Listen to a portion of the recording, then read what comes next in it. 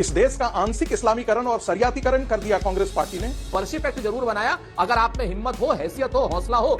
अरे पंडित नेहरू जी ने उनको वक्फ की संपत्ति घोषित की थी, ये था उनका माइंडसेट। एक बार सुप्रीम कोर्ट का लठ चलेगा, मोदी सरकार भी और योगी सरकार भी बिल्कुल ठीक हो जाएगी। उस दिन इनमें से एक आदमी भी नजर नहीं आएगा। साहिल भाई याद रखिएगा मेरी बात। इटालियन नेशनल कांग्रेस से हमको नहीं लेना है। राहुल गांधी जहर का खेती हो रहा है। राहुल गांधी इस देश को तोड़ने की कोशिश कर रहा है। जॉर्ज सोरोस के एजेंडे पर काम करने वाले राहुल गांधी, और तो राहुल गांधी 10 गुना गद्दार हैं। राहुल गांधी, अरे मनमोहन सिंह के प्रति थोड़ी सी तो दिखाते हैं। वियतनाम घूमने चले गए। अरे तो सोनिया गांधी ने आजादी की लड़ाई लड़ी थी क्या? सोनिया गांधी ने आजादी की लड़ी थी क्या?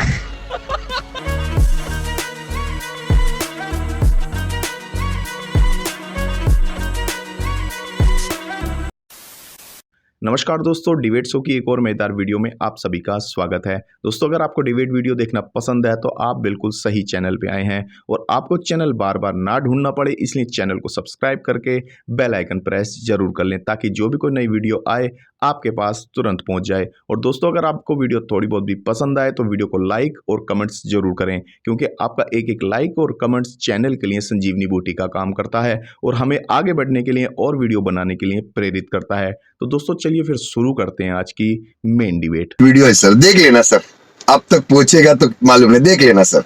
सच बात यह है साहिल भाई कि संघ के जैसे जो भारतीय जनता पार्टी है, इसके दशानन की तरीके से 10 सर हैं, लेकिन पैर सिर्फ 2 हैं। याद रखिएगा मेरी बात को, दशानन के 10 सर तो हैं लेकिन पैर 2 हैं। इनका कौन सा सर क्या कहता है वो इंपॉर्टेंट नहीं है। हरिशंकर जैन क्या कह रहे हैं ये इंपॉर्टेंट नहीं है। संघ प्रमुख क्या कह रहे हैं इंपॉर्टेंट नहीं है। अभी संगीत रागी जी कुछ और कहेंगे, वो अलग है। और मोदी जी अलग है, वो मोदी जी गौ सेवकों को गौ गुंडा कहते हैं।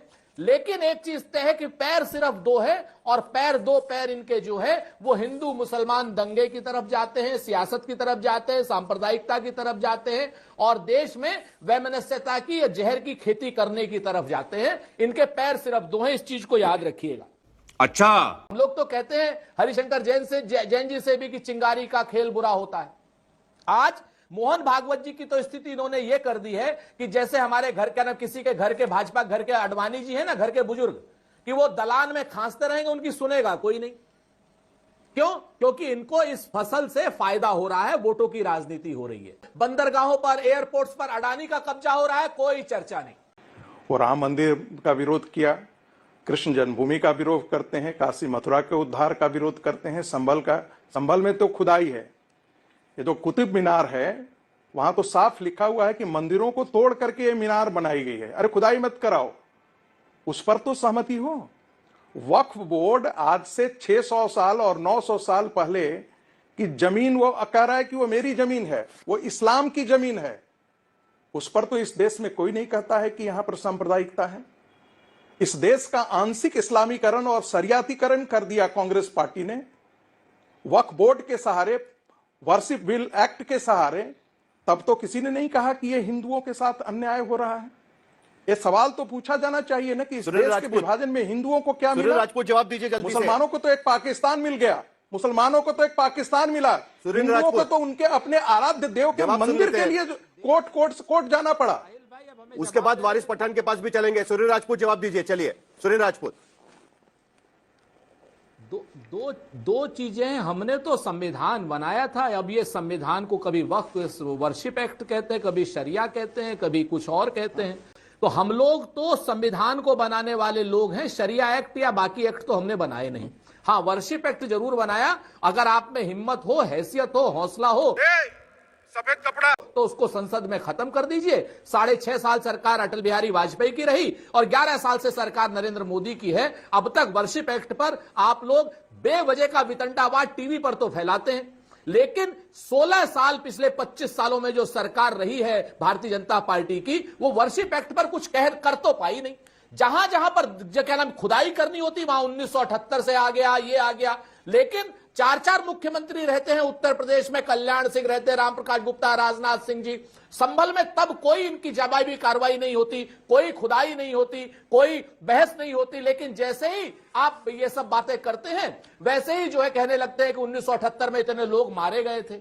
तो संगीत रागी सहित भारतीय जनता पार्टी के दशानन के 10 सर वालों, हम आपके दो पैर जानते हैं अच्छी तरीके से। शरिया की बात करके या वर्शिप एक्ट की बात करके आप देश के संविधान को तोड़ना चाहते हैं, देश को गुलाम बनाना चाहते हैं, संगीत रागी जवाब देशद्रोही दीजिए। गतिविधियां कर रहे हैं, आतंकी गतिविधियां कर रहे हैं। गड्ढा समझाओ इसे, समझाओ। अब तो इसको वर्षिप लेकर एक्ट के नहीं हम बदलेगा ना आपको संगीत बिल्कुल रागी। नहीं इजाजत अब तो देंगे। मोहन भागवत देश भी का कह रहे हैं। संविधान संगीत बहुत रागी मजबूत है, बताइए। जाति जनगणना होगी और ठीक आपके है। संसाधनों पर जो देखिए, क्या नाम है, अडानी संगीत को रागी आप जवाब कब्जा दीजिए। देना चाहते हैं, ये भी नहीं देने देंगे।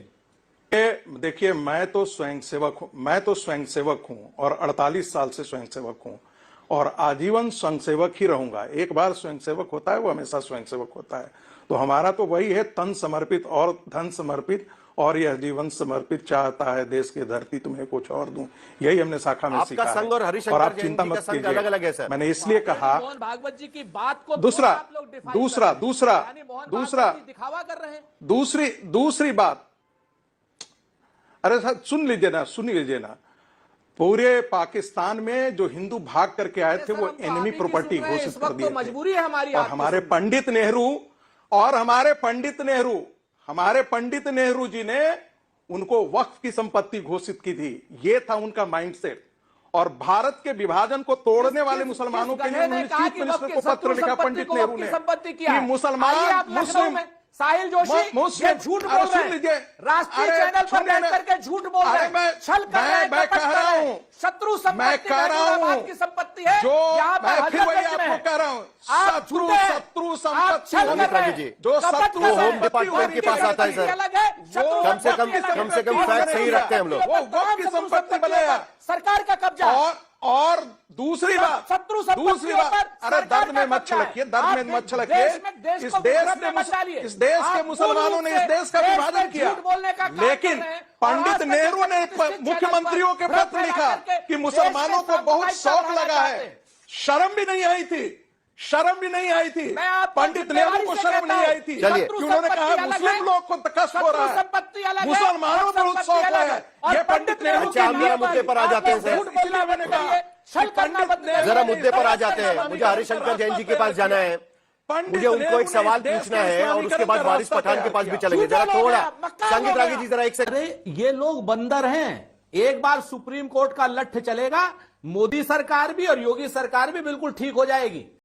अरे कौन भौंक रहा है ये बदतमीज? और ये जितने खोदने और खुदवाने वाले हरिशंकर जैन जी जैसे लोग हैं, ये लोग बंदरों के झुंड की तरीके से हैं। एक ढेला लेकर के क्या नाम, अगर पुलिस सामने खड़ी हो जाएगी तो ये लोग भाग खड़े होंगे। आज की डेट में दुर्भाग्य है इस देश का कि ऐसे लोग, संगीत रागी जी को जैसे लोग इनको सपोर्ट करते हैं और हरिशंकर जी जैन जैसे लोग आगे आकर के सिर्फ सांप्रदायिकता की खेती करते हैं, जहर की खेती करते हैं। यह सब संविधान के विरुद्ध है। जिस दिन पुलिस संविधान को मान करके काम करने लगेगी, उस दिन इनमें से एक आदमी भी नजर नहीं आएगा। साहिल भाई याद रखिएगा मेरी बात को। तू तो गया बेटे। जो पार्टी साहबानों के मामले पर रेडिकल इस्लामिस्टों के आगे रेंगते हुए मैं कह रहा हूं, उससे अपेक्षा की जाती है वो संविधान की बात करे। शर्म आनी चाहिए। शाबाश बेटा, बहुत बढ़िया। जो पार्टी वर्शिप एक्ट लेकर के आया है, अरे शर्म तो वो आपको हिंदुओं के आनी साथ चाहिए, संगीत कांग्रेस रागी पार्टी का साहब। विश्वासघात था। इटालियन नेशनल कांग्रेस से हमको नहीं लेना है। तरीके से किनारे राहुल गांधी जहर की खेती बो रहे हैं। राहुल गांधी जहर का खेती बो रहा है। लोगों ने राहुल गांधी जहर का खेती बो रहे हैं और उसको क्या पता है? आज की डेट अरे में जॉर्ज सोरेस के एजेंडा पर काम करने वाले राहुल गांधी इस देश को तोड़ने की कोशिश कर रहा है। राहुल गांधी तोड़ने की कोशिश कर रहा है। जॉर्ज सोरेस के एजेंडे पर काम करने वाले राहुल गांधी और उसकी पार्टी से हमें कोई लेसन नहीं लेना है। आप सब लोग गद्दार हो। मैं गद्दार हूं तो राहुल गांधी 10 गुना गद्दार हैं। राहुल गांधी सारे गद्दार हो, देश के गद्दार हो, धर्म के गद्दार हो। दुनिया जानती है राहुल गांधी के बारे में। मस्जिद के गद्दार हो। जॉर्ज सोरेस के एजेंडे पर काम करने वाला, जॉर्ज सोरेस के एजेंडे पर काम करने वाला राहुल गांधी। अरे मनमोहन सिंह के प्रति थोड़ी सी तो दिखाते हैं। वियतनाम घूमने चले गए। जंजीरों को वियतनाम पहनते घूमने। हुए कहते थे। अरे तो सोनिया गांधी ने आजादी की मैंने लड़ाई कहा लड़ी थी गद्दार हो क्या? आप। सोनिया गांधी ने आजादी की लड़ी थी अरे क्या? सोनिया गांधी ने 1971 में सोनिया गांधी जाकर के इटली में जाकर के छुप गई थी। सोनिया गांधी ने आजादी की लड़ाई लड़ी थी। बात लेंगे साला ये दुख का खत्म नहीं होता बे।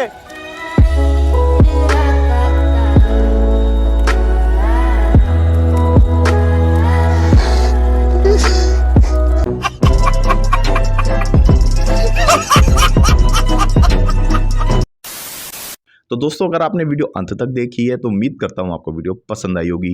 वीडियो के बारे में आपकी जो भी कोई राय है कमेंट्स करके जरूर बताएं। और दोस्तों अगर आप हमें सपोर्ट करना चाहते हैं तो अभी इस वीडियो को लाइक कर दीजिए, क्योंकि दोस्तों ये लाइक आपके लिए तो फ्री है, लेकिन आपका एक एक लाइक हमारे लिए बहुत कीमती है। तो चलिए दोस्तों फिर मिलते हैं बहुत जल्द अगली वीडियो में। तब तक अपना ख्याल रखिए, अपने परिवार का ख्याल रखिए, देश और सनातन धर्म से प्यार करते रहिए। चलिए दोस्तों मिलते हैं बहुत जल्द अगली वीडियो में। तब तक के लिए जय हिंद, वंदे मातरम।